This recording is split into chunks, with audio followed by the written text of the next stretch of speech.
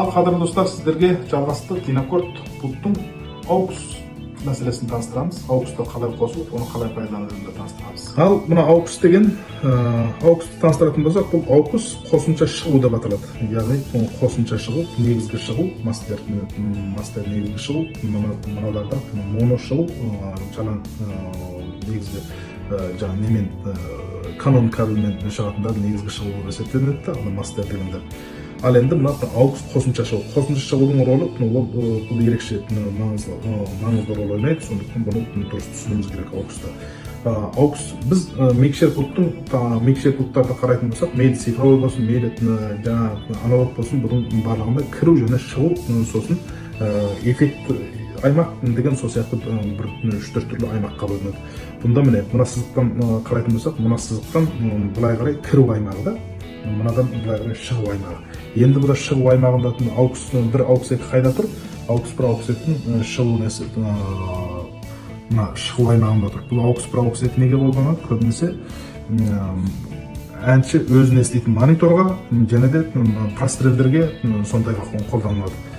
Соның бірге телевизияға бергенге, дыбыс беруге, басқалатына екінші қосымша сіздің мұнда істеп отырған әрекетіңіз оның дыбысты қабылдауына ықпал жасамайтын форматта жұмыс жасағыңыз келсе, сол AUX пайдаланасыз, сондай нәрсе. Оның енді әрбір каналдың өзінде AUX болады. AUX 1, AUX 2, яғни бірінші шығу, екінші шығу. Мұнда оның басты шығару файдері қандай? Шығару файдері мынаны мұнда көтереміз, көтергеннен кейін бар, сол мынаған жібереді. Яғни мынаның ролы мына AUX 1, AUX 2 мына файдердің ролы сияқты да, ал енді мынау жаңа мастердің ролы сияқты. Сол кезде мынаны көтермесек, бәрібір мынаға шықпайды. Бірінші, яғни бір жол, екі жол дейді. Бұны жеке-жеке моно жол болып бұлар.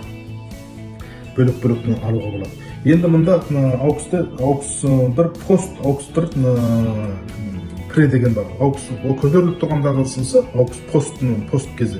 Пост деген қалай десеңіз, мынаны жаңағы сіз мынаны басқан кезде мына AUX-та қосылып басылады.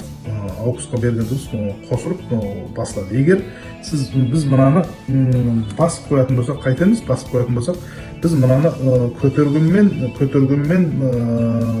жаңағы тартқанымыз, яғни қосқанмен қоспағанның барлығы қандай жаңа рол ойнамайды. Өз алдына жүре береді. Мынадан кірген дыбыс тек қана мынаны басып тұрсақ, бәрібір мына жақтан AUX-тан дыбыс шыға береді. Тек өзіңізбен осы AUX-тың мына несі ғана рол ойнайтын болады. Мына файдер